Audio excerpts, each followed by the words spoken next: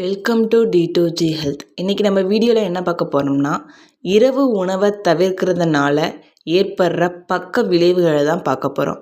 வீடியோக்குள்ளே போகிறதுக்கு முன்னாடி எல்லோரும் நம்ம சேனலை மறக்காமல் லைக் பண்ணுங்கள், சப்ஸ்கிரைப் பண்ணுங்கள் அண்ட் கமெண்ட் பண்ணுங்கள். தினமும் ஒருவேளை உணவு உண்பது நமது ஆரோக்கியத்திற்கு முக்கியமானது அப்படின்னாலும், இரவு உணவை தவிர்த்தா அது கடுமையான விளைவுகளை ஏற்படுத்தும்.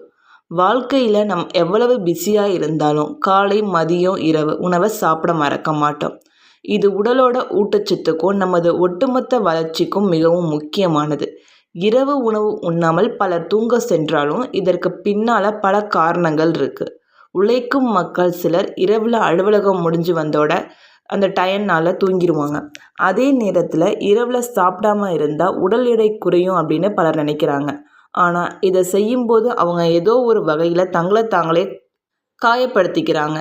இரவு உணவை தவிர்த்தா என்னென்ன மாதிரியான பாதிப்புகள் ஏற்படும் அப்படின்னு பார்த்தோம்னா, உடலில் ஊட்டச்சத்து குறைபாடு ஏற்படும். உங்கள் எடையை குறைக்கணும் அப்படிங்கிறதுக்காக இரவில் உணவு உண்ணாமல் இருந்தால் அது பெரிய தவறு. ஏன்னா அப்படி செய்தோம்னா உடலில் ஊட்டச்சத்து குறைபாடு ஏற்படும். அதாவது ஊட்டச்சத்து குறைபாட்டிற்கு நம்ம பலியாகிடுவோம். இது நமது உடல் செயல்பாடுகளை பாதிக்கும். இந்த மாதிரி சூழ்நிலையில் நீங்கள் பலவீனமாக உணரலாம். அப்படி இல்லைன்னா இரத்த சோகையை எதிர்கொள்ளலாம். பற்றாக்குறை ஆபத்து. சமையலில் சோம்பேறித்தனத்தால் இரவு உண்ணாமல் இருந்தால் அது உங்கள் உடல் நலத்திற்கு சிறிதும் நல்லதல்ல, கெட்ட பழக்கம். எவ்வளவு சீக்கிரம் அதிலேருந்து விடுபடுகிறீங்களோ அவ்வளவு நல்லது. இரவில் நீங்கள் தூங்கும்போது உடல் செயல்பாடுகளை செய்யாவிட்டாலும் நமது மூளை வேலை செய்யுது. அத்தகைய சூழ்நிலையில் தூக்கத்தின் போது ஆற்றல் பற்றாக்குறை இருக்கும். மேலும் அடுத்த நாள்லையும் நீங்கள் பலவீனம் மற்றும் சோர்வு இந்த மாதிரி நமக்கு இருக்கும். அடுத்ததாக மலச்சிக்கல் மற்றும் வயிற்று பிரச்சனை. இரவு உணவை தவிர்க்கிறதுனால மலச்சிக்கல், வயிற்றுப்போக்கு போன்ற வயிற்று பிரச்சனைகள் ஏற்படும். இரவு உணவை தவிர்ப்பது உங்கள் உணவு வழக்கத்தை கெடுத்துரும். இது உங்கள் செரிமான அமைப்பையும் பாதிக்குது.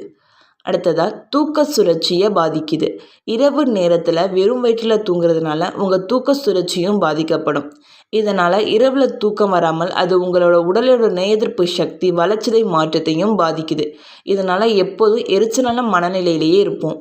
அடுத்ததாக உடலோட இரத்த சர்க்கரை அளவு மீதும் தாக்கம் ஏற்படும். நேரத்துக்கு சாப்பிடாமலையோ இரவில் சாப்பிடாமலையோ இருந்தால் அதன் விளைவு உடலோட இரத்த சர்க்கரையின் அளவை பாதிக்குது. சர்க்கரை நோய் அப்படி இல்லைன்னா இரத்த அழுத்த பிரச்சனையில் பாதிக்கப்படுபவர்கள் இரவு உணவை கண்டிப்பாக தவிர்க்கக்கூடாது. அடுத்ததாக எடை குறைவதற்கு பதிலாக அதிகரிக்கலாம்.